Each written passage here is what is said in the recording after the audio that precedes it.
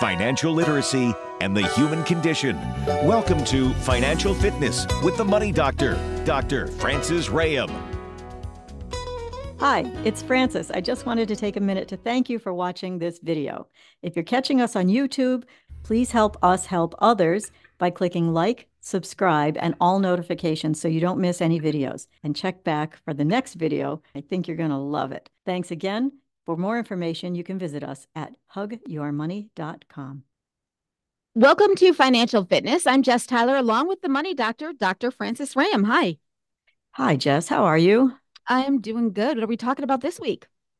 All right. So this is not usually a show about math because that's hard to do on the radio, but sometimes it just comes down to crunching the numbers.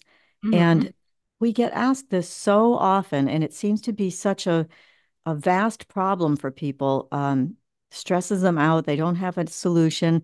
Many people will tell me that they've called many places and they've just been told to spend less money, or they've been told to, sell their car and buy a different car, or some sort of simple solution, which sounds great when you're giving that advice, but not so great when you're getting it, because clearly, if you were able to just fix it that way by spending less money or changing your car, you would have done it by now.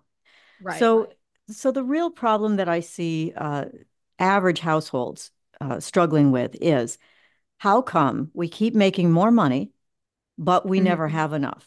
Why is it that even with the prices of inflation, my husband or wife or partner just got a raise, and still we're looking at overdraft fees? It looks like we make enough money. When we sit down at the table and we look at our income, it looks like we should make enough money. It can't just be that one little emergency cropped up. There must be some sort of problem here. There's some symptom that we're not diagnosing. And so that's what I want to talk about today. And I literally want to tell people how they can figure this out once and for all for themselves. They can obviously ask us for help, but we're really going to go through this. It's not as difficult as it sounds, but you have to have a logical approach, and you must remove yourself a little bit from this emotionally and just try and take the steps I'm going to tell you. I promise you, it isn't about you can't have a cup of coffee. We're not talking detailed budget here at this stage. We're talking macro picture, zooming out to figure out what is the real problem. Automatically, the first thing that comes to my mind is, and I think everybody's going to say this, is that when our parents were going to buy houses, the cost of the house wasn't that much more compared to their salary than it is now. Like, the difference between our salary now and what the cost of a house is so much greater that it seems unattainable. Well, that's all true, right? That our dollar doesn't go as far as it used to. I think that's a fair statement to make. But those are the kinds of things. And believe me, I'm not picking on you. I love that you say these things because this is just what people say to me. The reason I don't have enough money is because things are too expensive. Right. But that's not helpful to you if you're the one struggling with not having enough money and you're trying to figure out, okay, so I get that my house is more expensive. I understand that my kids are more expensive. I understand that I don't get raises that are commensurate with my increase in expenses, or perhaps I'm living on a fixed income. But how do I fix that? That's just a fact of life. This stuff is more expensive. And the first thing people do is they point a finger at something and they say, don't buy so much house. Don't drive such a nice car. Don't go out to eat. Well, that's great, but it isn't working, right? So here's what you have to do. You absolutely must figure out whether or not you actually have a deficit, not enough money, or you have an organizational problem, which is usually in the form of some months we're okay, some months we're not. So what is the saying? It's too much month at the end of the money? Too much month at the end of the money. Exactly. So I'll give you some examples. Here's an example that works for most people, how most people work their household budgets. They certainly pay all their bills, the best that they can, but they're also trying to save because they know, if you listen to us, hey, you've got to have emergency cash reserves, or they want to take a vacation and they don't necessarily want to keep putting it on a credit card. So they peel some money off the top, retirement fund, whatever. So they say, out of every paycheck, we're going to put $50 a month into our emergency reserves account, Mm-hmm. $50 a month or $100 a month. Let's use different figures, $100 a month into our vacation fund.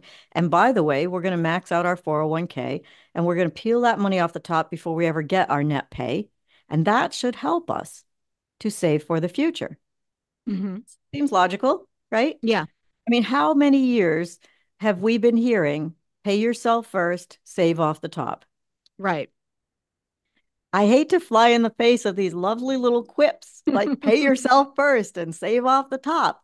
But I'm just going to say, colloquially, how's that working for you? Okay. Yeah.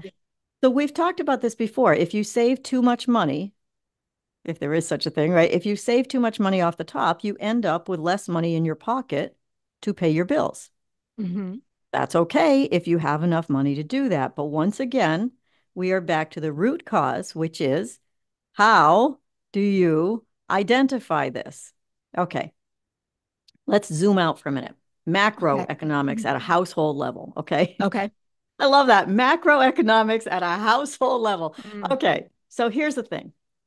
And this is not uncommon, by the way. People Okay. come to me and they say exactly what we're talking about. I don't get it. We make more money this year, made more money this year than we made last year. Some months it looks okay, but we're always living in terror of when the mortgage payment comes out on the first of the month, Right. right? Now, there is a way to change the date of your payments to maybe organize a little bit, but that's probably not your only solution and certainly not the best solution. Okay. Mm-hmm. But here we go. If you can tolerate me going through the math for just a little bit, I'll try and use simple numbers. Just catch the concept. I I've want you got to my go to your fingers bank. ready to count. Yes. Okay. Go to your bank account. Okay. However many bank accounts you have. Now, it gets more complicated and the problem is more prevalent among people who have several bank accounts. So they have a checking account for bills, they have a checking account for debt, they have a vacation fund, they have an emergency fund, they have a Christmas club, whatever. Okay. Mm-hmm. When you start to separate your money into different accounts, although it may be good for you to organize it that way, I call this lost socks in the dryer. Okay. Where do Okay. those socks go anyway? Okay. Okay. So the same thing happens when you have many accounts if you round things up. For instance, you just pluck out of thin air. Let's see. Last year we spent, pick a number, $1,000, $600, whatever, on the holidays. So Mm-hmm. we need to put away $50 a month for the holiday. Okay. Right. You start putting away $50 a month. Well, maybe you end up, that's usually just a start for people, right? So at the end of the year, you've saved your $50 a month, you have $600 in your account, but lo and behold, you spend 1,000. Mm-hmm. Okay, well, that's a $400 deficit just in that one account. Now, if you're only looking at that one account, that's easy to see. But where did that $400 come from? It either came from one of your other accounts, Mm-hmm. depleting the money in those accounts that was there to pay your bills, et cetera, Or a or it credit got put, card. exactly, or it got put on a Yeah. credit. So the very first step, we're not going to forget about credit cards, I promise, but the very first step is I want you to open up your bank account statements in your bank. I want you to take 12 months. Okay. So we're in October right now. I want you to go back to September of last year. Okay. And for every month, this is very easy to do. It's not going to be as complicated as it sounds. For every month, I'd like you to open up your bank statement and I want you to get the beginning balance. Well, let's Mm-hmm. first just do the simplest of things, really macro. Open up September of last year and take the beginning account balance out and log Okay. it. We have a little bank account log that helps you do this, but you could build your own if you're so inclined. Okay. So you just pop the number in there. There's where I started. Let's say you started at $2,000. Mm-hmm. Okay.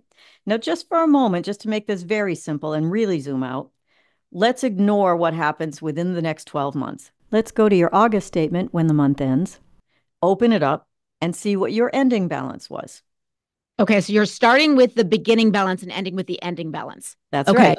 Because what I'm trying to do is get a really wide shot. Forget where the money got spent, Mm-hmm. but a really wide shot of I started in September a year ago with $2,000 Right. and I ended a year later with $1,000. Mm-hmm. You have a $1,000 deficit. Okay. Okay. Let's make the numbers a little simpler. You started with 2,500, you ended with 1,000. You lost $1,500 somewhere. Okay. Because is what you're saying you should have the same balance at the beginning of every month? If it's No, no, no, no. I'm taking a whole year's time and I'm saying, where is this little hole in your pocket? Okay. okay, And I'm doing it right now, I'm doing it one account at a time. So if you okay. only had one account in theory and you started out with $2,500 in September of last year Mm-hmm. and you ended up with 1,000, or what did I say? $1,000, right? You have a Thousand, yeah. $1,500 difference. If you Okay. started with this much money and it started with this much money and you ended up with this much money, I don't care where it got spent, somewhere over that 12-month period, you ended up with less money. Financial Fitness with the Money Doctor is sponsored by Hug Your Money. So unique, it's patented. Financial coaching and more information at hugyourmoney.com. I'm just trying to take a 12-month period. So just Okay. one account at a time. So if you start at the beginning of September, if you want to Mm-hmm. start at the beginning of October, that's fine. But I want you to look at that whole period of time, right? See what you have for a deficit in just one account. Now, Okay. maybe you have a deficit, maybe you don't. Maybe you Mm-hmm. had enough money in that account and you ended up with a $3,000 surplus. You think you're okay.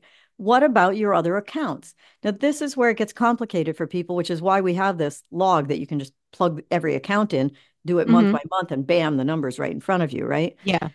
So you do this for every account, and at the bottom, you're going to see whether this is a deficit or surplus across the board, right?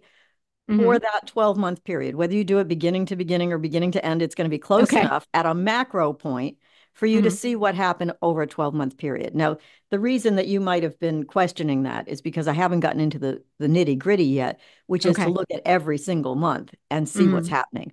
But just to begin with, do you have enough money or not? Is that really the problem? Mm-hmm. This will tell you, look, we spent more across all our accounts totaled up. We spent more than we had coming in or than we made Right. for deposits. Okay. Then you can start to say, okay, we have a deficit. Let's figure out where that is. Now, it might be that that money was going into the 401k and that's still your money, but you Mm-hmm. didn't get to spend it. It didn't go into your checking accounts, right? Right. Or Yeah. it might be something like we take money out of this account and put it in that account, and we don't notice that until we look at all the accounts together. So the idea is that you have to look first of all at the big picture. Do you have enough money? Do you not have enough money? Then we can start to look at this, and we'll talk about this in the second half, but we can start to look at this a month at a time and include credit cards. And I promise you, by the time we're done with this, you're going to be able to identify how much money you're short, if at Okay. all, Mm-hmm. or where the problems exist. Does it just happen in February, but then it's okay in April when you get a tax refund, right? So we'll look at Mm-hmm. those things together in the second half if you hang in there with me. All right. Let's get your phone number. Sure. It's 413-773-3333. And you can also visit hugyourmoney.com. We'll be back with part 2 of Financial Fitness with the Money Doctor, Dr. Francis Ram, coming up on WHMP. Financial Fitness with the Money Doctor is sponsored by Hug Your Money. So unique, it's patented. Financial coaching and more information at hugyourmoney.com. Welcome back to Financial Fitness. I'm Jess Tyler, along with the Money Doctor, Dr. Francis Ram. Hi, thank you for sticking around. Yeah, sure. This is not an easy thing we're doing to do it on radio. When we do the podcast on video, maybe I'll put some slides in there to explain to people what we're talking about. But I'm hoping that it might help some people to recognize at least a starting point of what is causing these overdraft fees, what is causing them to be in the negative some months and not others, and why they can't seem to fix it. Are there any laws regarding overdraft fees? Because they drive me nuts. Like my thought is like if a bank gets a check and then you don't have enough to cover it, then don't cash it. Don't cash it for me and then charge me $36 or whatever the exorbitant amount is. And it's Yeah. not just like if you want to get like a little tap on the hand, like, and I know you can have overdraft protection, but still a lot of banks charge this money and then it gets people further in the hole. Like if anything, couldn't there be some law that maxes it out at like $5 or something? I don't know. I just feel like if you don't have the money in the account, don't cash the check. Yeah, yeah. Well, I like that too. The banks would probably say, yeah, but that means we have to pay somebody to check your account and, send you a letter and do all this stuff. And so there's a fee. And so we're going to Mhm. charge you because we're trying to I don't deter that, I don't think the fee deter should you be from it. $36, but yeah. It's, let me tell you, it's astronomical. This is a little side story, but I had a woman come in to see me one day, uh, urged by her parents, She was in her 30s and she just Hmm. had real anxiety about money and she just didn't want to look at money. And so she would go to the mailbox, get her mail, take her bank statement, and just chuck it inside. She never opened them. Right. She came into my office with a shoebox of statements. Unopened. Yeah. We opened them together, and do you know that in a year's time, she had paid more than $3,000 in overdraft fees? I mean, that angers Yeah. me so much. Like Yeah. it's hurting people that don't need to be hurt more, and then you get in a hole and you can't get out of it. Well, to some extent, you're right, but she could have opened her bank statements and done something about it, and she didn't. So, the blame is on both places. But I, But I agree with you. what could she have done about it? If she, She'd still have to well, pay it. not $3,000 worth. The first time she opened her bank statement and saw that she was overdrawn, she could have talked to the bank or to a financial advisor about it and said, how do I fix this?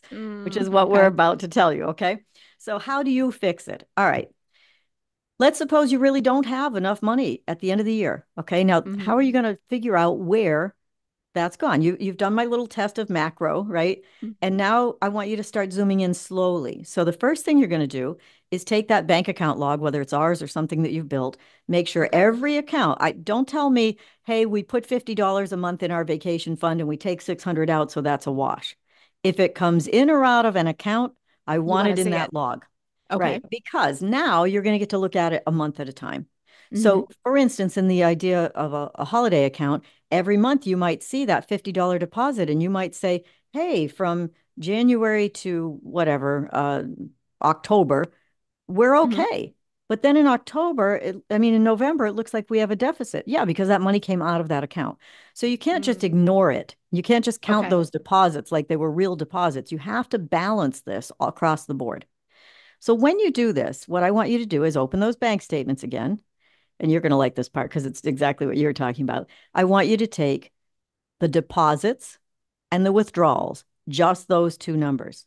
So you want to take the withdrawals and the deposits, plug them into each month of the list, and see what the difference is. If you Hmm. deposited $13,000 and you withdrew $10,000, you still had $3,000 in that account at the end of the month. Right. If you add the other accounts at the bottom, you should see the net result. And I Hmm. want you to do this for every month. Now, some months you're going to see that you deposited $10,000 and you withdrew 13. Now, Hmm. you might say, how is that possible? It's possible because we aren't looking at this 1 month at a time any longer. Hmm. Now we're looking at it over the course of a whole year. Now, if you wanted to go back 2 years, 3 years, you could do it. But I like to get 12 months because it's a pretty good idea of And what happened. it's not overwhelming. If you said to me go back 5 years, I'd be like, Yeah. yeah, I'm out. Yeah. There will be some people that once they get this, once they say, wow, I finally figured it out, let me go back and do it, it becomes Right, right. fun. But Hmm. for the most part, just 12 months is enough to do this. Okay. Yeah. So then you're going to get your bottom line, whether you had a deficit or a surplus each month at the bottom of this list when you total up all those accounts, right? Hmm. Did you have enough money that month or did you not? Again, we don't know where it went. We don't care where it went for this exercise. We just care that you had enough. Okay. Or you didn't. When you look at that across the board, you're going to see that number I was talking about, whether it's a deficit or a surplus. Now, let's suppose it's a $1,500 deficit. Okay. Okay. So that tells you, that gives you a number. Forget where you spent the money. Don't argue about it. Just identify it. All we're looking for in this exercise is a target. Honey, look at this. After we did everything all year, the difference between where we started and where we ended up was $1,500. Yeah, I know I spent money on my nails and you spent money on your what it doesn't matter, right? Somehow we need $1,500 more to fix this problem. Hmm. Then you might start identifying things like overdraft charges, expenses that are too high, whatever. You have to remember that's $1,500 net, right? Take home pay that you Hmm. have to fix that problem. And your next year would have to be pretty identical to this year. But try and save yourself from comments like, yeah, but this year we had a graduation party. Or, yeah, this year we had a vacation. We don't do that every year. We had this Mhm. emergency expense. We don't do that every year. Yeah. Yes, you do. You just call them different things. All right. The graduation Right. party turns out to be an anniversary party, and the vacation turns out to be somebody's braces. I mean, it's just going to be different stuff. Yeah. But one thing is really true. We tend to spend what we earn.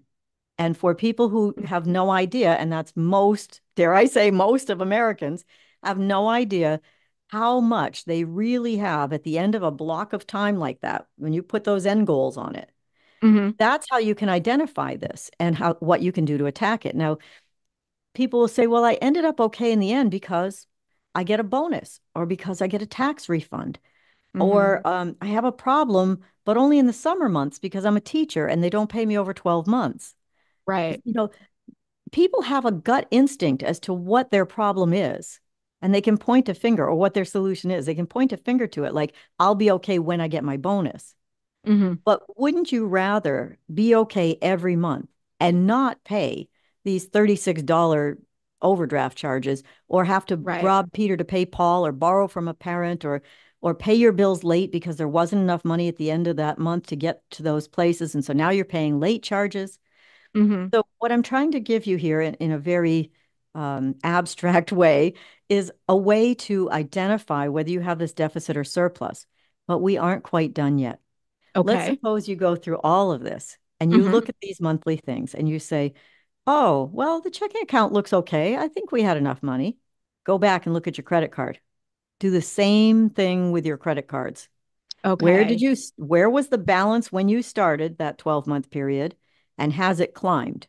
Hmm. If you started with a balance on your total credit cards of $2,000 and you ended up with a balance of $5,000, you built up $3,000 worth of debt. So it Now, wasn't as okay as you thought. right. Now you made the minimum payments out of your checking accounts, savings accounts, all of that, right? So that's accounted for. Hmm. But that means your deficit isn't $1,500. It's $4,500. Yeah. And you need to fix that, or you're going to be paying a lot of credit card interest and Hmm. fees, right? If you're paying late fees or anything like that. So, that's a little point I would like to make. It's an aside, but sometimes people will say to me, I don't want to pay my credit card late because I'm going to get a fee and it's going to harm my credit. Yes, you're Right. going to get a fee if it's late, if it's past the due date, they're going to charge you that lovely fee, right? Hmm. It's not going to show up on your credit until it's 30 days late. Just a thing to log in your memory banks, folks. It doesn't show up on your credit reports until it's 30 days late, but that doesn't mean you don't have to pay that fee. And Right. that is all in my mind, and to your point, wasted money. Overdraft charges and late fees are completely wasted money. You're just throwing it out the window. Wouldn't you Yeah. rather go to dinner? You know, do a little work like this or ask someone for help, and you'll be able to identify this.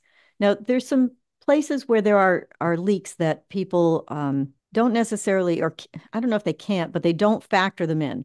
Things Okay. like I do all the money in the household and I see that, but my husband has an account, he gets $50 a week to spend however Hmm. he wants. And they Yeah. don't factor it in. Well, where did that $50 come from? That Right. you might be balancing everything you've got and it might look kind of okay, but that $50 a week ends up to be, more than $200 a month, 4.3 weeks in a month, right? And that might be putting you in the red and you're not even noticing it. Or the Hmm. allowance you give to your children or something like that. Once you're done with this macro thing, that's when I Hmm. want you to get micro. That's when now, okay, we got this deficit. Where the heck is this money going? Now it's time for the budget that I'm always talking about, right? Where we identify every penny that goes anywhere from any of those accounts. And that's where the work can be done. Now you can say, okay, we're not crazy. It isn't that he spends too much on this or I spend too much on that. It just isn't. The fact is staring me right in the face. We have a deficit. Hmm. Now we have to figure out how to solve it. And you can either earn more money or cut your expenses. Those are your two choices. There's no magic Hmm. wand. But there are lots and lots and lots of things that can be done. And some of them are very easy. And the biggest progress that we see is once people do the budget part, right? Where they just, again, they're not even building the budget, they're just tracking their expenses. Once Right. they've tracked all those expenses and they start to see we spent how much in entertainment average over this course of time, we spent how much in clothing. There are, it's harder to cut back on things like your electric bill, right? Things that aren't necessarily largely within your control. I mean, if you want lights and, you got kids or whatever, they're taking showers, all this sort of stuff is happening that's causing your hot water bills and your electric bills to rise. It's really hard to lock down on that stuff. But other things like how much you eat out, or whether you go to get a designer coffee every day, or how much you spend on groceries or subscriptions to things, those things can be pretty easily trimmed back. And when you're feeling good about it because you're solving a problem, it doesn't feel like punishment anymore. It feels like you're getting somewhere, on the same page with your partner or by yourself. You're making some real progress finally, and you have a sense of control over your spending and over whether or not you're spending too much or you have money you could save. Because after all, the goal of all of this, Jess, is to be able to free up dollars so people are not held hostage to their bills every month, Right. right? I want people to be cash positive. I want them to have cash accounts. I want them to take vacations in cash, buy cars in cash, you know, pay off their mortgage in short record time, right? That's what I'm really hoping for people. So I know this is difficult to do on the air, but I've been asked it so many times, and recently back to back 3 times. And I finally said, I've got to try to get the word out at least Yeah. about how And you I can do it. and I will say when you put stuff into the program or you write stuff down, it's surprising because when you're just going by memory, you tend to forget a lot of things, or at least I do. There's no doubt. I mean, our tools are designed to be memory jogger tools, and there's a connect between your mind and writing something that isn't there with, okay, here you go. Yeah, $30. Okay. Yeah, it's gone. I mean, Yeah. lots of times people just sign their name, don't even look at the balance, I would that they're, also say going back to your client that came in that hadn't opened up the statements in like a year, they were just all unopened. You got to check those because I can't tell you how many times I found that I either got like double billed for a car payment or like an Amazon charge came out that I had no idea what it was from. There's yeah. always mistakes on there. So if you're short in your account, it might not just be you, it might be some weird thing like that. It's a fabulous point, Jess, that you need to check your statements, your credit card statements, whether they're e-statements or paper statements, and your bank account statements, because you want to catch fraud as early as possible. And sometimes it's Once, just a mistake like that. Like the car yeah, payment was a mistake, but it caused me to have problems with other things that I had coming out. that's right. So, That's right. yeah. Yep. And you might notice that, on a checking account or something, you'll see a $1 charge and you don't know what that's for. That's Mm-hmm. either something you approved for the moment, so they test it for $1 and then they charge your subscription fee and you know about it, or it's somebody trying to test your account. So you want to watch out for those. When you see that dollar charge or 99-cent charge or something, you want to make sure that you know where that came from. Oh, that's a good tip. Yeah. Yeah, I wouldn't think of that. Yeah. And again, people can do this on their own if they feel like they have the skill set to do it. I'm happy to just support the idea that people are working on this on their own. If they want help, obviously we're here for that. But this show is really about just getting the word out about some tools and techniques that you can use to make your financial life more fit, financial fitness. There you go. All right. Well, if you need a little bit of help, what is your phone number? Sure, it's 413-773-3333. And you can always go to hugyourmoney.com. Thank you so much. Thanks, Jess. We'll be back next week with another edition of Financial Fitness with the Money Doctor, Dr. Francis Ram, right here on WHMP.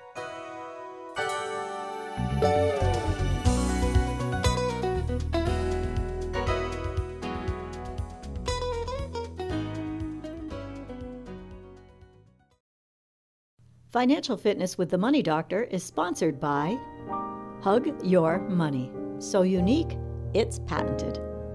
Financial coaching and more information at hugyourmoney.com. Would you like to see your business on Financial Fitness with the Money Doctor? We offer a 15-year proven track record.